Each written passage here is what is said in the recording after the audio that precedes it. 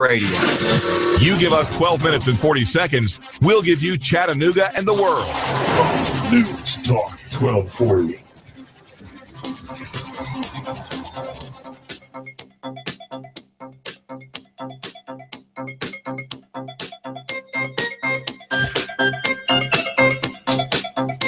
Hello.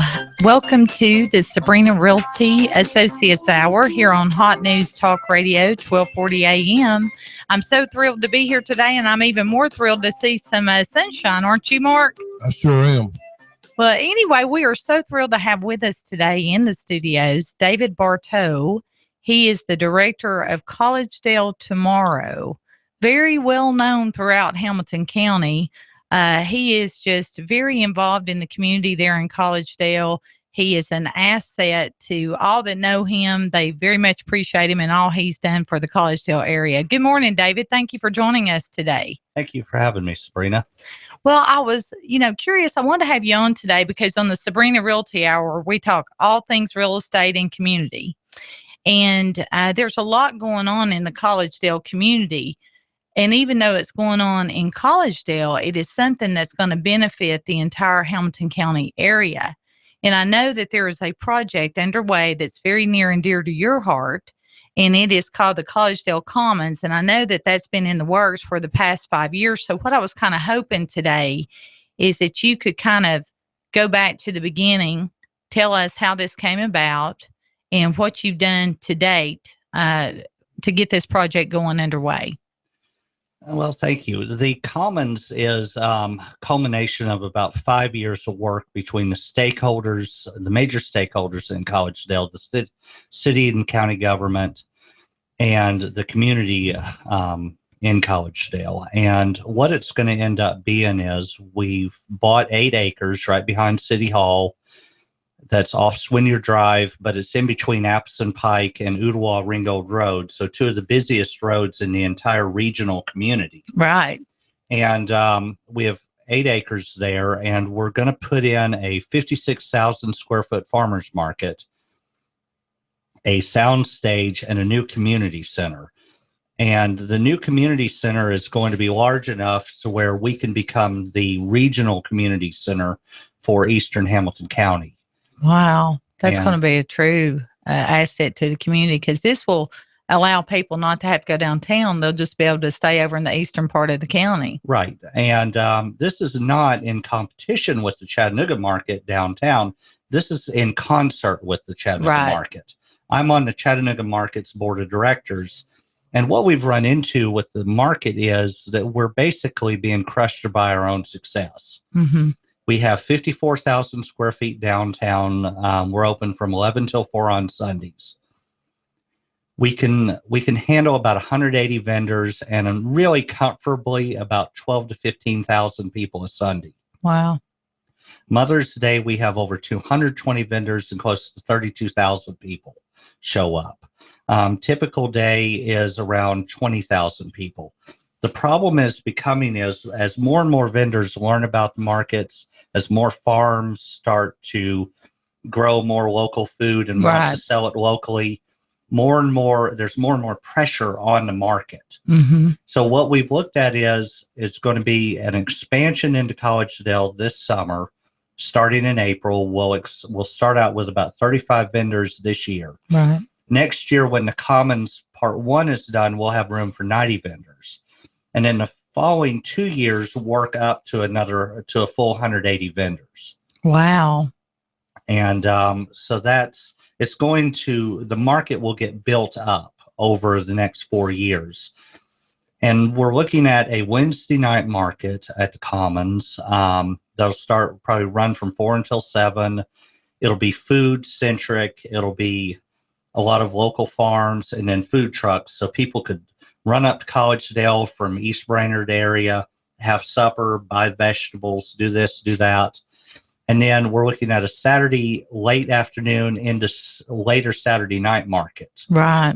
And that should be fun because with the football stadium and the soccer games and everything going on downtown, you really can't do a Saturday night market downtown. Right. I can understand that for sure. And then we're working on probably a Sunday morning. That would lead into an early Sunday morning market. What is your target opening date? Do you have an opening date in mind, or do you have just a projected? For the small market, we're looking, which would be, it's only going to eat up about 8,000 square feet of the 8 acres. Mm-hmm. We're looking at this April. And Wow. what we're going to do is put in 6x6 posts and run shade cloth and gravel underneath Mm-hmm. it. As I said, we only have to have enough room for probably about 35 vendors. What we're discovering is that rain is not the big killer of farmers markets. You need electricity, power, bathrooms, and shade. Yeah. As long as you have shade, you can have a market going in late July and people won't really mind it. Typically, rain just isn't the issue. Right. It's shade Mm-hmm. and keeping people cool. So we'll do that with this. We had looked at renting a tent for the entire summer. It was just too cost prohibitive. Right. So we'll do the shade cloths, and it'll look unique out there too. Right. So how have you gone about raising funds so far? Well, we've been lucky. We've had one anonymous donor who worked with the city and the foundation last year, and we bought the 8 acres. Mm-hmm. He made the deal to buy the land and then worked with the city to where he arranged the sale of the property from the original owners to the city and then gave the money to the city to buy the land. That's phenomenal. And that was over $1.2 million. Wow. So when we're talking about land, we're not talking about throwaway property. We're talking about 8 of the most valuable acres in all of Collegedale now has the commons sitting on it. Right. Because of this donor and his family. That same donor has put up a $1.8 million match grant. Mm-hmm. And basically, for every dollar we raise, we get $1 from that match. Wow. So far, we've raised about $1.2 million without the match. Mm-hmm. We're doing large donations. We've had two $250,000 donations. We've had a couple of $100,000 donations. But the big thing we're doing at the community level is we're selling $150 bricks, Yes. $300 Mhm. bricks, and then long sleeve T-shirts. I'm wearing one. Yeah. And Cool T-shirt. And then I think Mark's got one. You've got one. Yeah. And then we're selling trees also. They're $2,500. Okay. And you get your name at the bottom of a tree. And the nice thing a lot of families have liked about the trees have been that you buy one, your name's at the bottom of it, and you get to watch the tree grow. Yeah. So, it starts out about 12 feet tall, and by the time, if your kids are 3 years old, over 20 years, as your kids grow, go out there and take pictures with the tree and your kids. Right. And it helps the community feel like they have a vested interest in the project. Right. So that's really smart. And we're doing really well on the brick sales. We're calling it Bricks for Breakfast. We're doing a fundraiser tonight, and we're expecting to raise about $10,000. Wow. And that's we're great. having, basically, you buy a brick and you get to come and have pancakes and various things, and it's at 6:00 tonight. Yeah. But we're already booked up on that event. So That's wonderful. So yeah, things are going quite well on the fundraising side. Now, this will be done in phases, correct? Right. So you're seeing April early as April. Well, April will be the temporary market. Okay. All right. Kind of walk us through from there, your time frame when you see phase 2 and phase 3 coming in and what all that entails. The issue with phase 1 is we have to do all the dirt work, all the water retention, everything for the entire 8 acres. So we can't just come in and build a market and call it done. Right. It's not ever that easy. No, we have to do site work on 8 acres property. We have to put in all the utilities, parking, whole thing. So phase 1 is about $3.8 million. Wow. And then, so the plan is have the temporary market this year. Major construction will start in June and July of this year. And then by Christmas, have the first market area done. Yeah. So we started this year with Christmas tree. We started fundraising with Christmas tree lighting on December 2nd. And then this coming year on December 2nd or 3rd, have the grand opening of the market. Yeah, that's really exciting. I know you had great attendance at the tree lighting this year. A lot of people excited. People. Yeah, a lot of people are excited about this. Yeah. Okay, so you're seeing phase 1 would be done for next year. Okay. And we'll have room for 90 vendors. Okay. And we'll have the parking and everything. Phase 2, design on phase 2 would then start, and fundraising for phase 2, which is going to be the community center and the new sound stage. Mm-hmm. And the sound stage in the circle, the commons is a big circle. In the center of the circle, we've got room for up to 5,000 people to enjoy the sound stage. Now, are you seeing local bands participating here, or are you seeing even bigger than that? Are we going to bring in some bigger bands like ZZ Top, maybe? Yeah. If somebody will pay for it. The problem is, originally the circle was designed to where it would be closed off. Right. And you could do ticketed events that way. With some of the new designs and the new concepts, we're opening that circle up. Right. It's where you can see into it. We don't want it to feel closed in and claustrophobic. Even though it's 540 feet from one side of the circle to the other, if you close all that in, it could feel a little close. But what I am foreseeing is a lot of events like down at Nightfall downtown, where a bank or a we can have, for only about $50,000 a year, we could have the Sabrena Realty, concert series. I'm gonna have to sell a lot of houses to be able to afford that. Yeah. So, but I could very easily see something like that. We've got a donor in town who's already talking about. He loves bluegrass, and he goes to Merle Fest. He goes to all these different bluegrass festivals all over the Southeast, and he's even talked about. He's asked me what it would cost to get with Riverbend, to get with somebody and say, what would it cost to have a summer-long concert series where every Tuesday night was, for lack of a better word, Bob Fest. Right. Well, we're going to have to start something like a Riverbend Fest out there. And he's looked at that. We've, talked to McKee Foods about having Little Debbie Days. Out there, especially if we could do it during the week, not get into the weekend issues, have something like that. Right. That's a good idea. And then on the event hall, where that's the third phase after everything else is done, the event hall, I think it's going to happen, but we are waiting on that. That's going to be the last project. Right. And that event hall will be big enough to seat 500 people at round tables at catered events, up to 1,200 people for if you had a political rally or, say you had a Donald Trump or someone come to town. Yeah. You could put, somebody like that in I think we'd need more than 1,200. Well, probably would. Capacity for him. Well, the nice thing about the event hall is the side doors are made to roll up. Yeah. So where you could have 5,000 people around there and have someone speaking on the inside. But the event hall's going to have to be, a major, someone just basically just comes in. It's going to have to be a legacy gift. Right. It's going to be hard to go to the community and say, buy $150 bricks, buy this, buy that for a huge event building that on average you're not going to use. Right.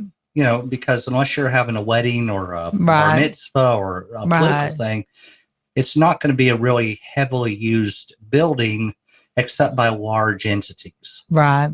So, if there's a corporation out there that would like a 15,000 square foot event hall, my number is. Right.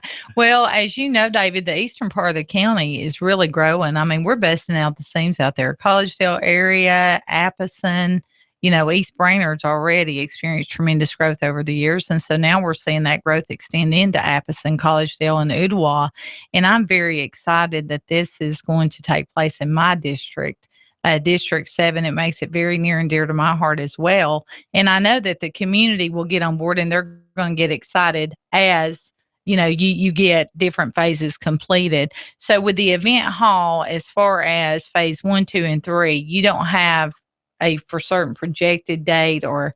We'd like to be done in 4 years. Yeah. With everything. I don't really want to be fundraising in 6 years. Right. We're doing everything we can to avoid that. Mm-hmm. But a lot of folks have talked about this being, Collegedale's new center, and it will be, but it's also the new regional community center. Right. It's because you really have to start looking at Collegedale, East Brainerd, Appleton, and Ottawa as really one community. Absolutely. Especially as more and more people move in, as East Brainerd Road is widened to 5 lanes, as Appleton Pike's widened out.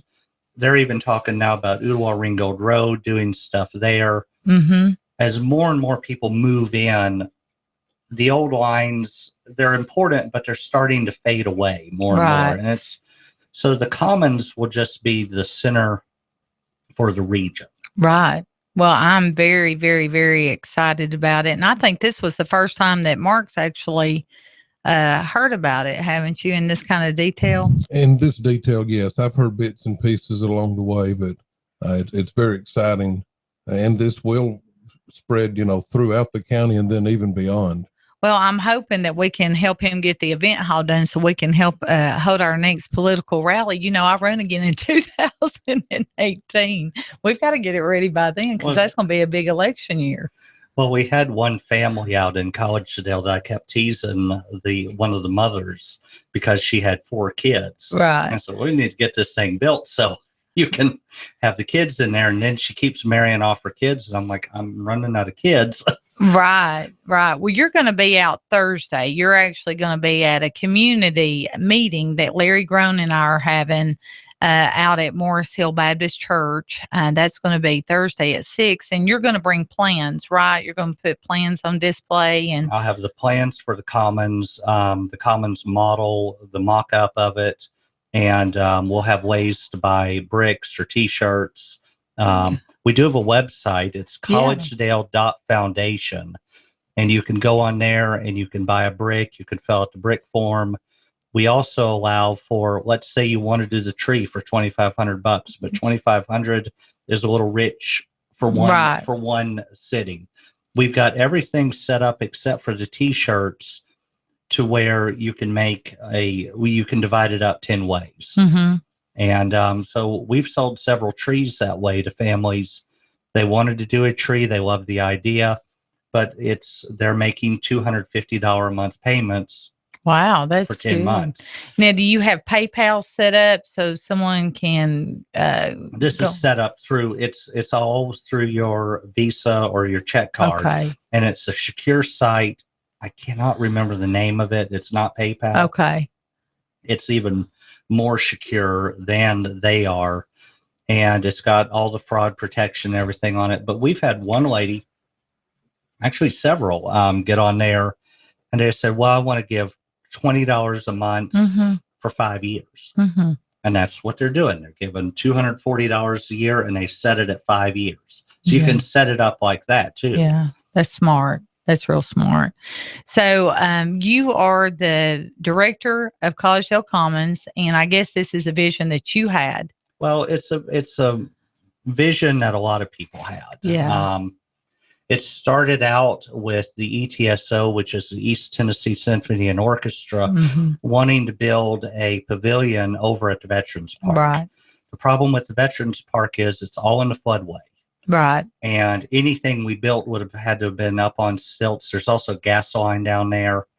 Right. And and then there was a group of us that wanted a farmer's market. So I guess my only claim to fame, if I get one, is my thought was how do you put the farmer's market, the event halls, everything, and the performance area into one box, right, and package it up as the Commons and keep it on one piece of property.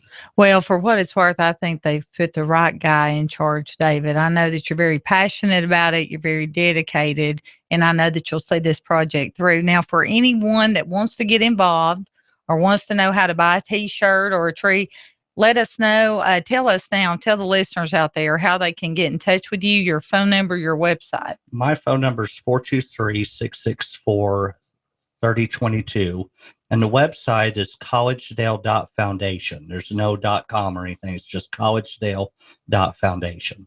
Okay, and you'll be out Thursday evening at Morris Hill Baptist Church at 6 o'clock with plans. You'll have T-shirts, an opportunity for any of the businesses that want to buy a brick. Is that correct? Yeah. Okay. Well, we look forward to that. And thank you so much for joining us today. This has been very informative. I'm very excited about it. And we will be back. Join us after the break. We'll have our next guest on coming up here shortly on Hot News Talk Radio, 1240 a.m. with Sabrena Realty Associates.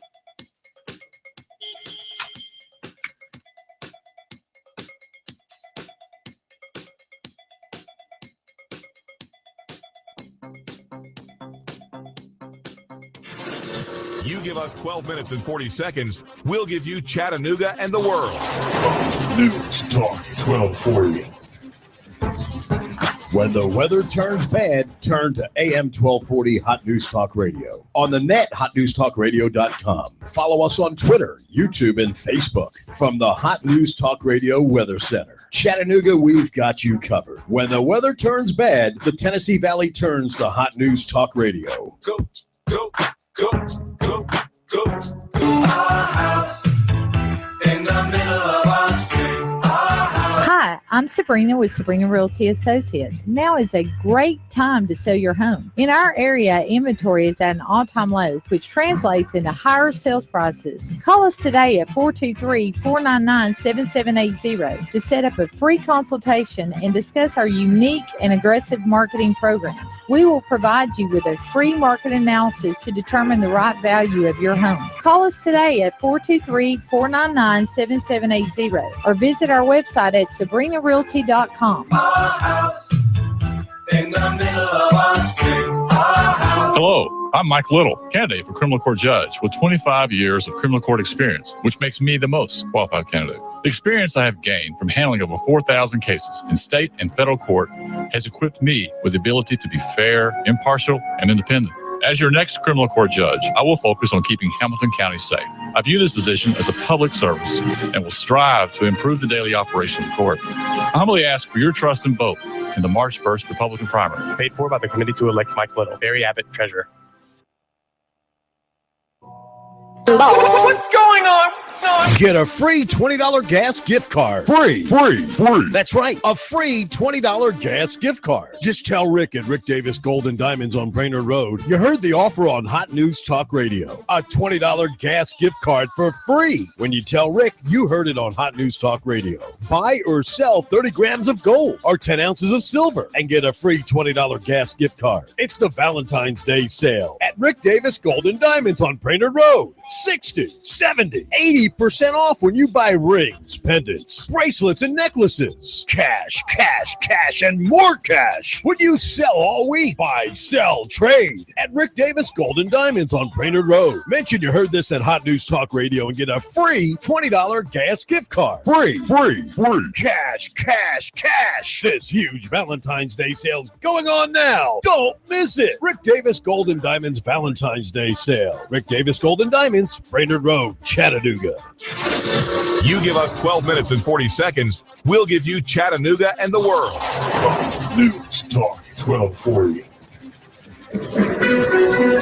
AM 1240 Hot News Talk Radio with your Hot News Now update.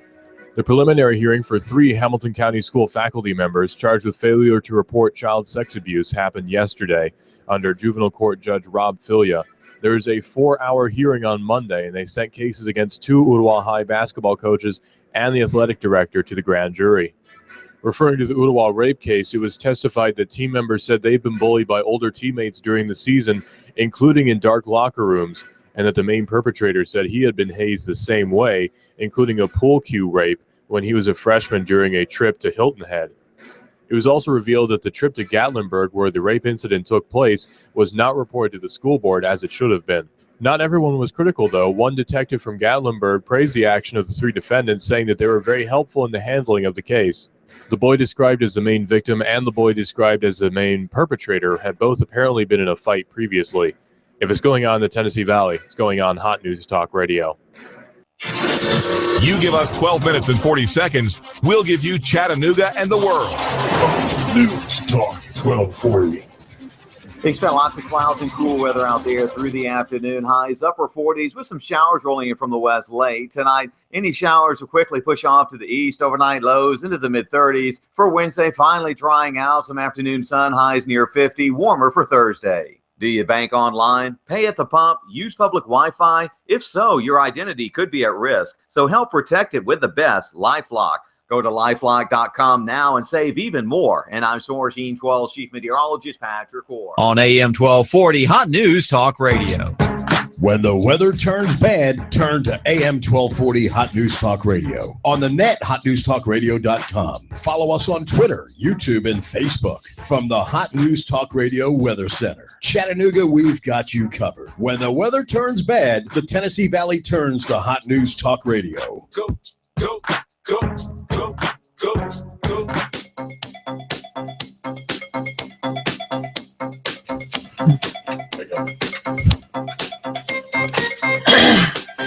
Welcome back to the Sabrena Realty Hour, where we're talking all things real estate and community on Hot News Talk Radio, 1240 AM. Tell you, Mark, there's never been a better time to sell your home.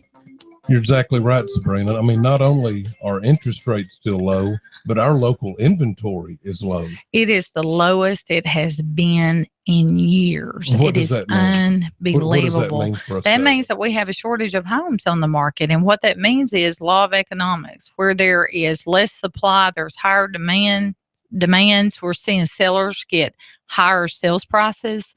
As you know, we listed one the other day and it showed 4 or 5 times that afternoon. We had 2 offers coming in that afternoon and more the next day. And this is what we're seeing. If sellers put that house on the market, they price it right.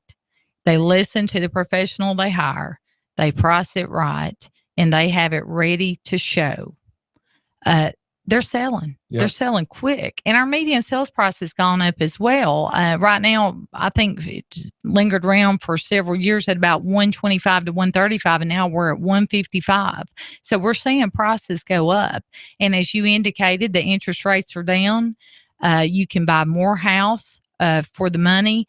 You can afford more because you have a lower interest rate. So it's a great time for sellers to put their house on the market. There's just a large variety of buyers out there to buy the homes. And for anyone that's thinking about selling their home, of course, who should they call? Well, they should certainly call Sabrena Realty Associates. You know, somebody can get a lot more home than they could imagine for less than what most people are paying in rent. That's absolutely correct. And rents are at a 15-year high. I mean, which is good for the landlord. It's good for the landlord, but why are we making our landlord rich? We should be investing in our own future. And when you buy a home, that's an investment. You can use that equity later on to buy something else when you sell that home. So it just makes sense to buy. And there's never been a better time to put your house on the market or to buy. So for anyone out there thinking about putting their house on the market, please call Sabrena Realty Associates. Our number is 423-499-7780. And we will remind you of that number again at the bottom of the hour. But I am so thrilled to have with us, speaking of selling your home, part of selling your home is getting it ready for the market, having it show ready, and having those great photos out there on the internet. You know, statistics show that 92% of buyers find their home on the internet. So when a home's listed on the multiple listing service or on any of these websites, Zillow, Trulia, Realtor.com. SabrenaRealty.com. Exactly. Those homes have to have a great presentation. That means we want superior photos on all those listings, which leads me into introducing our next guest, Connie Wilson. She's the owner of Iona 3 Photography. Connie is a professional photographer. We actually used her last week on a listing that we have in Frost Creek Farms there in East Brainerd. It's a fabulous home, by the way, yes, isn't it? But kind of tell us, Connie, just First of all, I'm just kind of curious. Have you always been in photography, or is it something that you've gotten into recently, and kind of how you got interested in photography? I've been doing it about 5 years now. I've had a passion for it most of my life, I can say. Just left some previous positions, administrative, assistant management, things like that, and just dove right into it because, like I said, I just love taking pictures. I love editing. I love getting the final result and giving my clients something they can keep forever, which is a memory of that moment that I capture for them. Yeah, and what better way to capture a memory than through a photo? So Exactly. kind of tell me what your expertise or your forte is when it comes to photography. I like to, in shooting people, for example, bring out their natural personality during a session. I don't want them to feel uncomfortable. I want to make them relax and make it an enjoyable experience for them. Yeah, I would think there's an art to that, especially when you're photographing young children. I would think that it is, and sometimes they're not always cooperative or happy about getting their photos made. So it's always fun though. Right. So so you've been doing photography then for about 5 years. That's right. And started your own company. So are you finding that you're pretty busy, pretty booked?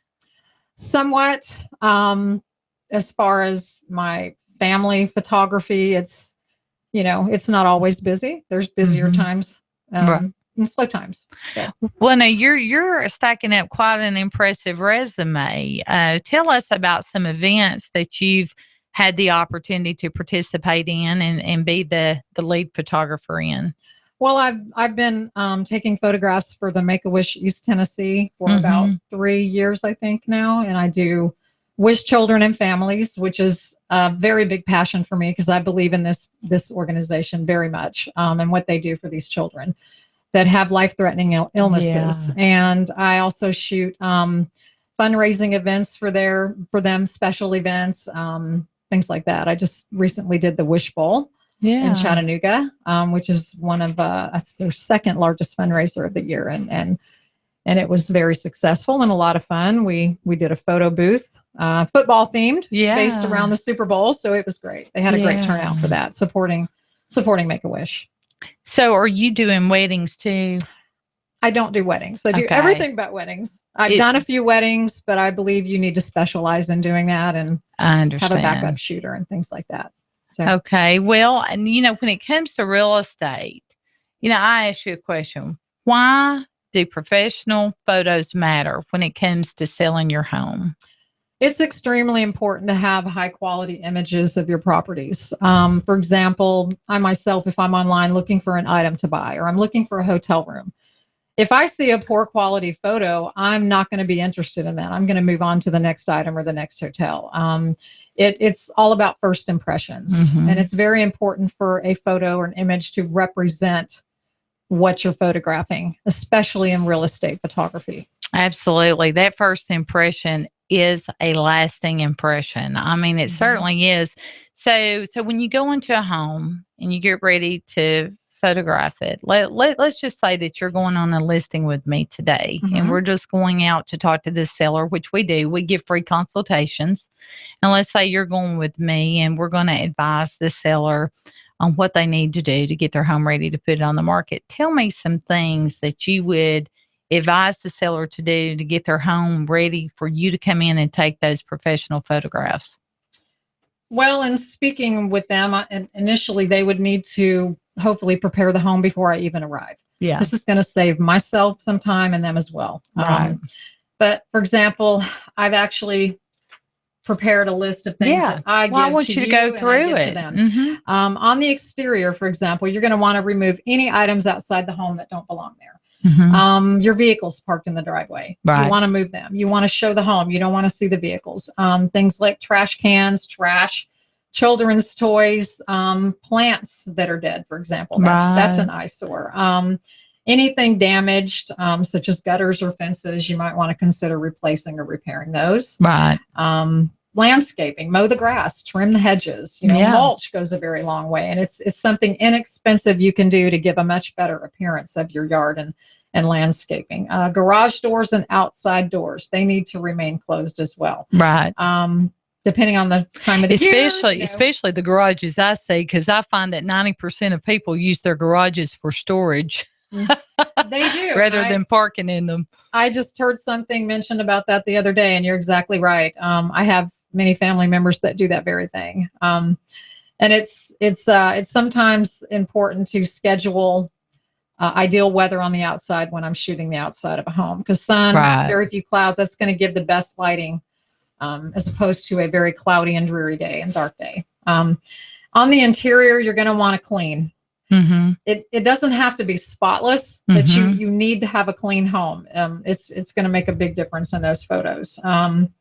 Bathrooms, you're going to want to put away any personal belongings, such as toothbrushes, soap dispensers. These are things that typically people wouldn't think about, but it is important when you're looking at the image. You want to see the home. You don't want to see the little things that are cluttering up the rooms, and things like that are really important. So, as I said, the owner of the home needs to go through my checklist and go to each room and make sure those things are put away out of sight. One thing that sellers need to do too when you're in the bathroom is close that toilet seat. Exactly right. Close the lid. Yes. And those need to be down for showings as well. Mm-hmm. And trash cans. You don't want trash cans in there. Right. Either. And empty the trash cans. Yeah, that's a good idea. Yeah. So, okay. And kitchens, things like food on the countertops, dishes in the sink, countertops, tables, get rid of the dishes. No cleaning supplies, brooms, mops, anything like that. You don't want that out as well either. Now, things like flower arrangements or fresh fruit baskets, those are acceptable if you want to sit them on tables or and those add some color too, right? They do. I would think they do, and it's a nice touch. It makes it look homey and everything. So things like burning candles, get rid of them. That's something you also don't want, and you don't want a lot of strong scents or smells in the home. You actually don't want any scents in the home when people are coming to look at your home. That's true. Unless it's fresh baked apple pie. I could go for some of that. that has a way of making them feel like they're at home. Yes, so. It does. The windows, you want the windows to be clean and have a neat appearance. Window sills, get everything off the window sills. If your blinds are really dirty, clean the blinds. But they're going to remain open. It's going to bring in natural light, and you want to see the windows because they accentuate the appearance of a room. Let me say that correctly there. And they need to be undamaged. If there's any unattractive objects in the room, just get them out of sight. The bedrooms, you want to make the beds, make sure they're made neatly, get rid of any extra pillows or blankets, clothing, shoes, things like that, put them in the closets. Anything on the nightstand tables, any clutter that's in the room, you need to get rid of that. Pets, very important. Keep your pets out of sight during a photo shoot. Yeah. Anything that the pets have, like their beds, food bowls, toys, get all of that out of sight. Exactly. And don't leave the pets in the house. Exactly. When I'm there taking photos. So, another important thing is rearranging furniture in a room and making sure that it looks like it belongs in the space that it's utilizing. You don't want the furniture to be cramped together. You don't want too much furniture. If you see a lot of extra pieces of furniture, just temporarily move them out for photo purposes. And that makes sense. That makes sense. So you almost want to have each room staged to a degree. Yes. Staging is something that definitely needs to be done. And the lighting, make sure all of the light bulbs are in working order. Any burned out bulbs, replace them, because when I shoot each room, I'm going to turn on all of the lights, or at least most of them, depending on how the light's going to reflect and best represent the appearance of that room. Right. So the cabinets in the kitchen, not the countertops, declutter. Exactly. Put away the cookie jar and the sugar jar and all that, and just kind of don't have it so busy. Same thing with the kids' rooms. Teenagers can have so much going on, posters on the wall, 20 different trophies. Should they kind of, at least for the photos, temporarily declutter that? Yes, you should. And another thing that you just mentioned was something I'd like to point out as far as Photos, your family photos, a few here and there are okay, but you want to also remove most of those for the photos. People want to go into a home and imagine themselves in there, not the family that's currently occupying the home. They want to see it as their potential future home. So a lot of family pictures, an overabundance of those in each room is not a good idea. So. Yeah, you almost have to get the emotional attachment out of it when you get ready to sell it. And, you know, I've said this, I said this last week. One thing I find when I'm showing a home and there's a lot of family photos on display, you will find that when you're taking the buyer through that home that they're distracted. They're not focusing on the floor plan or they're looking at those pictures wondering, hey, do I know anybody that lives here? And it's hard to get them back on course and get them focused on looking at the layout of the home. You were talking about lighting, and I have a question because, you know, one thing I noticed when I do my own photos of a home, and let's say I'm taking a photo of a dining room, and you got a window in that dining room. I've noticed that sometimes when the natural light is coming through that window, it makes the picture dark. So I'm just kind of wondering, what do you like to do when it comes to light like that? I mean, are you shutting the blinds or? No, it depends. If I'm in the room and I've got the sun coming directly through, I'm going to stand in a place in the room where it's not coming directly onto my camera, because it's going to produce the sun's rays in the lens. However, I have taken shots directly into a window with the light, whether I have a subject in front of it or not. I just simply adjust my camera to the right setting. And I bounce my flash off of the ceiling, for example, or left or right or wherever I need to do it, depending on how the light's coming into the room. Now, when you get to your computer and you go to upload photos you've taken of a home, kind of walk us through the editing process and how you get those picture perfect photos. I'm not real familiar with any of the editing sites. That's why I'm just curious. Well, I do use Photoshop, and I basically do a simple crop, lighting and contrast adjustment if necessary.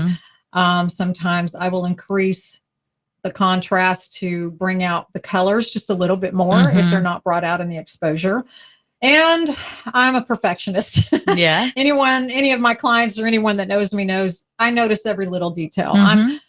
If I see something in the backdrop, I will get rid of it with a tool in Photoshop, because I just feel like it's a distraction to what I want people's eyes to go to in the photo. That's what I'm going to accentuate and highlight in that image. So I have to frame them right. If it's crooked, I've got to get it perfect. So I do spend a lot of time editing, but I love it. I mean, I have a passion for it. I like doing that almost as much as taking the pictures. Yeah, well, that's really good. I would think that you would have to have a passion to be real good at it, because I would think it's a form of art.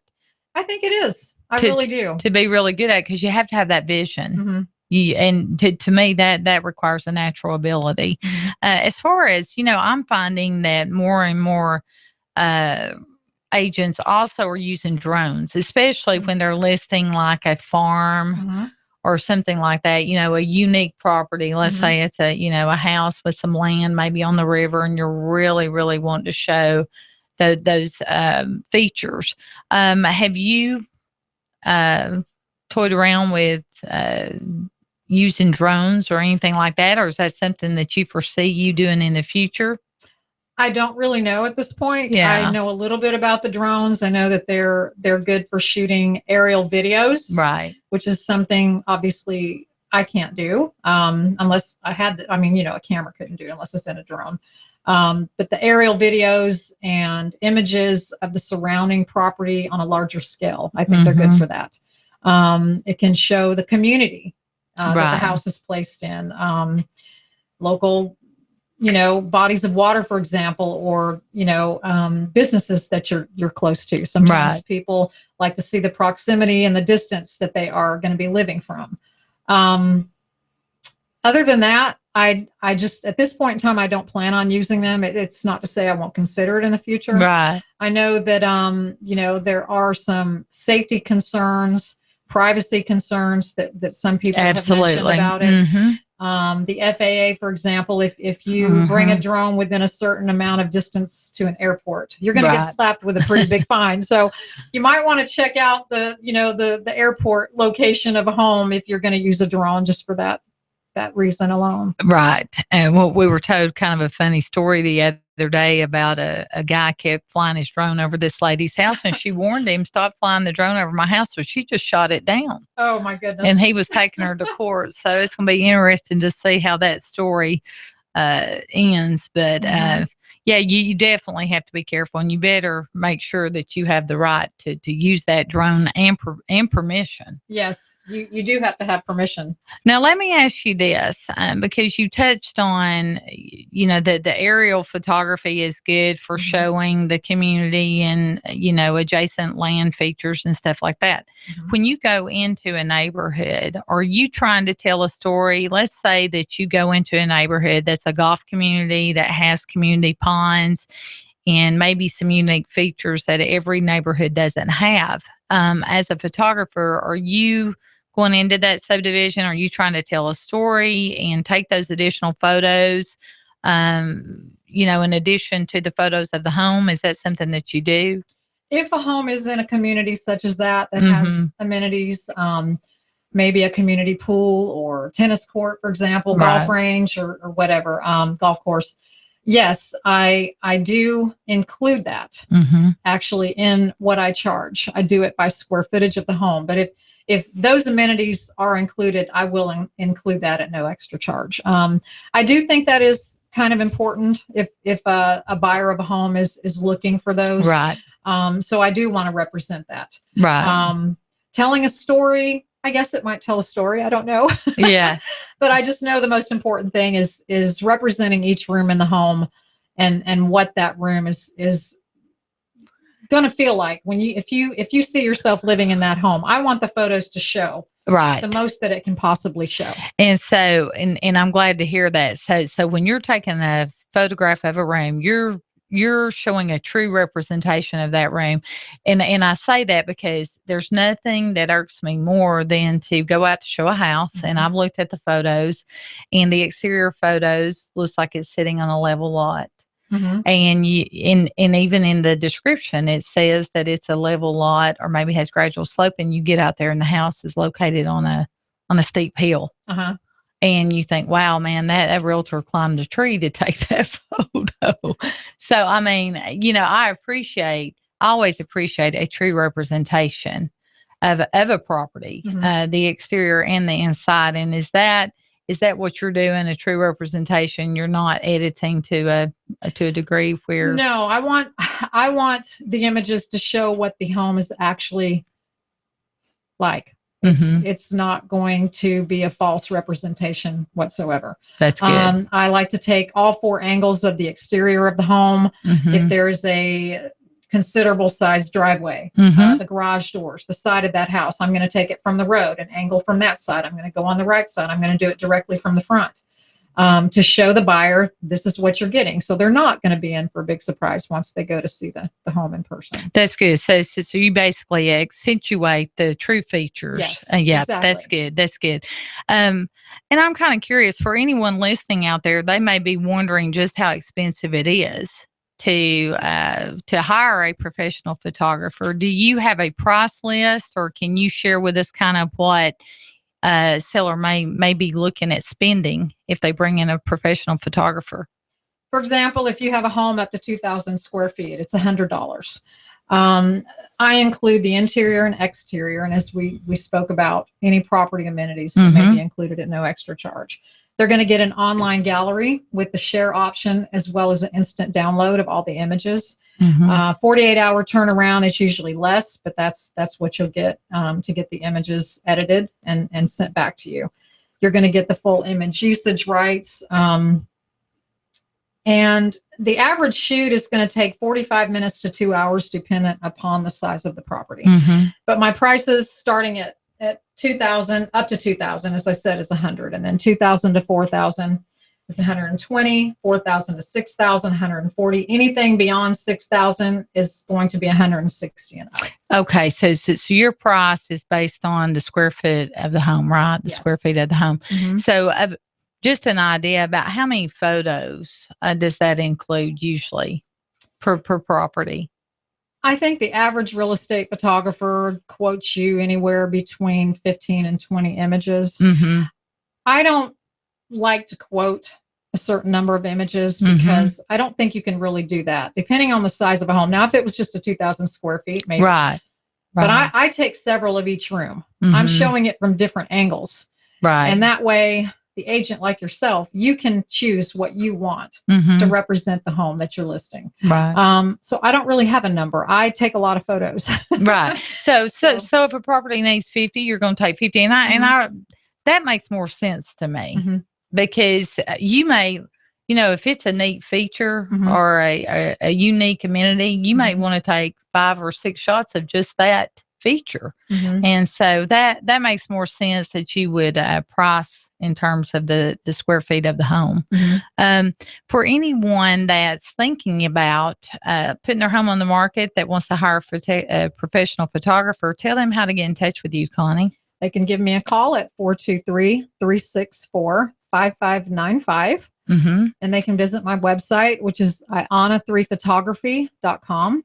Right. That's spelled AYANA, the number 3, photography.com. Now, do you do a free consultation if they need, let's say that they want to hire you, but they want you to come out and tell them how much you're going to charge and maybe make some recommendations to get their home presentable? Do you do that?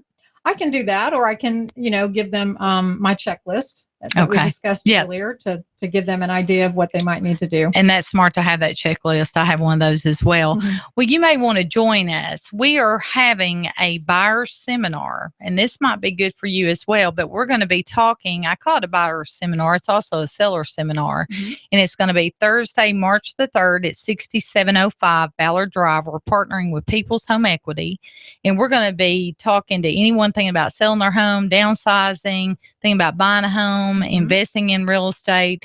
We're going to be giving pointers that day. So it's going to be a great. It's at Hickory Valley Retirement Center. So you might want to come join us, 6705 Ballard Drive. And that's Sabrena Realty Associates. For anyone thinking about putting your home on the market, buying a home, please call us. We have a great team that would love to hear from you. Professional, been in the business for years. You can reach us at 423-499-7780 or visit our website at SabrenaRealty.com. I'm doing a new show. I want guys who push it to the middle of the table and go over the top. Take a risk, fail miserably. I'm right, and I'm not wrong, and I'll never back down. Conflict works. Allow it. It's The Herd with Colin Cowherd, right here and everywhere. Noon Eastern. You give us 12 minutes and 40 seconds, we'll give